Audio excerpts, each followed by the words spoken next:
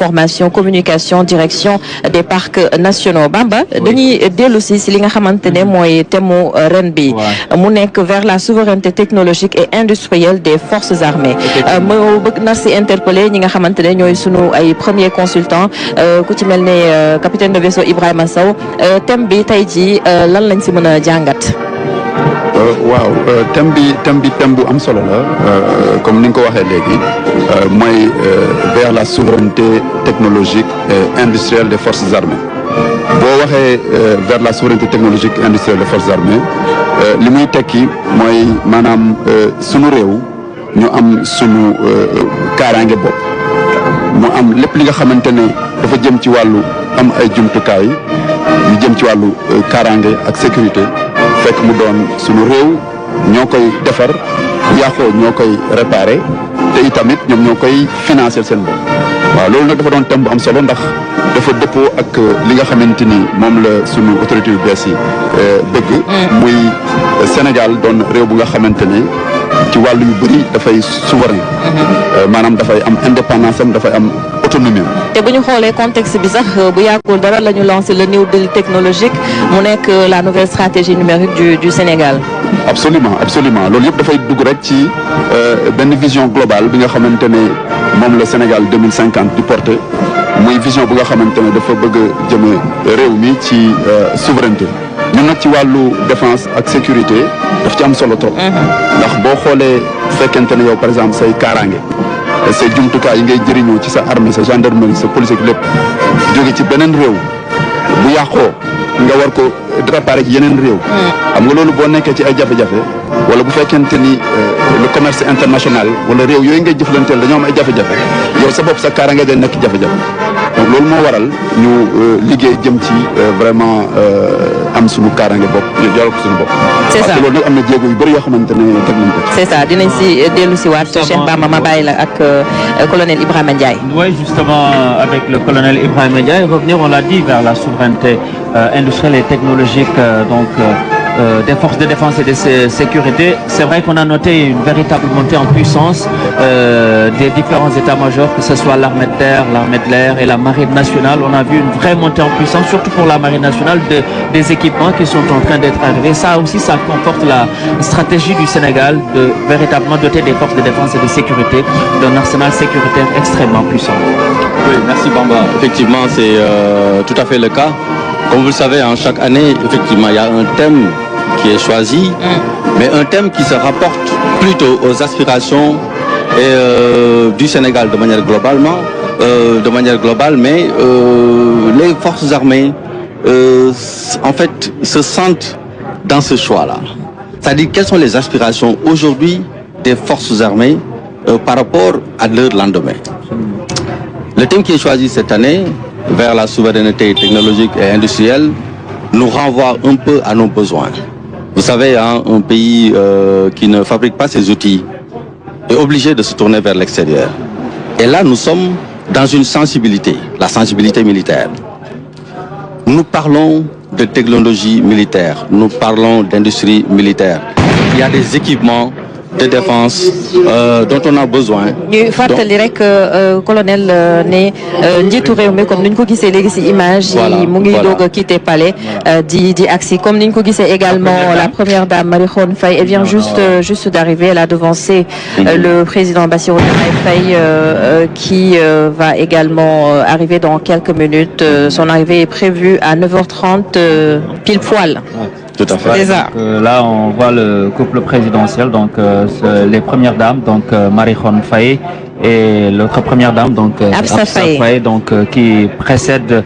donc le chef suprême des armées, son excellence monsieur Bassirou Diomaye Faye. kon gis ngeen ko soxna si njiitu réew mi donc ñëw na ñu ngi fii nag ñu leen di installé ci tribune officielle bi ñu ngi gis ci beneen fenêtre bi président de la République nag mi ngi waaj a génn mi ngi génn nii voilà. c'est ça léegi mu agsi inchallah. waaw loolu nag ay coup de canon la. waaw ma bàyyi la colonel. waaw ñu ngi ci 21 coup de canon yi. waaw coup de canon yi. waaw coup de canon yi ñuy dégg noonu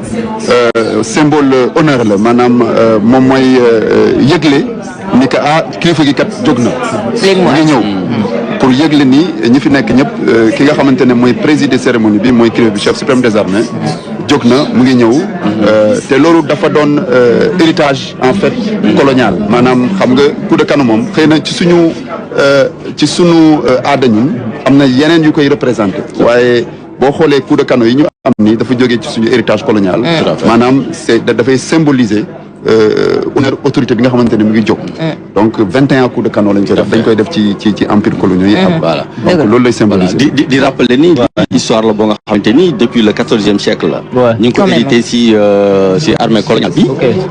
booba dafa nekkoon comme canon da doon soog a génn ñu xool au niveau des maires de la marine nationale chaque fois suñuy présenter honneur ñoom dañuy tirer 7 coups yi nag dañ ko jëloon référence si un peu l'astronomie et de manière religieuse également maintenant boo xoolee armée de terre ñu ne comme ñoom ñoo gën a bëri poudre canon donc ñoom bu waa marine dooree benn coup waa armée de terre ñoom dañ ciy door ñett donc comme 7 yooyu ñu multiplier par 3 moo indi tey jii les 21 coups de canon voilà donc mu nekk un héritage excellent que nous sommes en train de perpétuer aujourd'hui muy symboliser nag le départ du chef de l'État war a ñëw fii si place bi ñu war a sur l'avenue de la République voilà donc mi ngi noonu kon sànq ñi ngi ko doon wax rek colonel Ibrahima Ndiaye Sénégal xam nga ne ak nu mu tuddati les défis sécurité tout ça on a vu véritablement monter en puissance armée yi également nga xam ne ñi ngi def liggéey bu am solo voilà loolu tamit baax na wax dëgg yàlla ñu dellu siwaat ci gis également chef de l'État moom tamit gis nañ vision bi nga xam ne am na ko ci les forces de défense et de sécurité également waaw mu nekk vision bu am solo vision boo nga xamante ni comme ni ñu ko waxee léegi bu ñu duggee si thème bi rek xool fañ ko jëmalee ñu fexe am souveraineté technologique am souveraineté industrielle dafay nekk loo nga xamante ni dafay assurer sunu autonomie stratégique parce que sunu outil yëpp boo xoolee li ñu sonal mooy dañu yàgg dem di jëndi bitim réew donc nag loolu su amee bis bu amee gàllankoor ba nga xamante ni feeñ na ci économie mondiale wala perturbation boo nga xamante ni dafay impacter dëkk yi rek yow Sénégal da ngay yëg ni yow day am répercussion yoo nga xamante ni parce que li nga soxla mënutoo dem wuti ko te boo ko jeexalee fii mën na nekk gàllankoor bu rëy rëy léegi nag thème bi nga xamante ni moom la ñu jël moom moo ñuy yóbbu si vraiment xarañte joo nga xamante ni ñun ñoo koy moomal suñu bopp boo déggee nag autonomisation souveraineté dafa am ay préalable yu bare si lalu bu njëkk bi mooy xam-xam bi bu njëkk bi mooy nit ñi bi si topp moom mooy partenariat bi nga war a am ak ñi nga xamante ni am nañ xarañte si mbirum industrialisation coopération bi nan koy doxalee ak buñ ko amee ba pare nan la ñuy fexe ba téye ko ba lépp lu ñuy soxla ñu mën ko adapté si suñuy jumtukaay. kon président daanaka voilà léegi mu yegg si Adama Annouchka Ba mu colonel également voilà. waaw tout à fait président mi ngi ñëw léegi nii donc bu yegg see rek incha allah. autorité dañu ko accueillir muy chef d'état-major général des armées ministre des forces armées ak le premier ministre Ousmane Sonko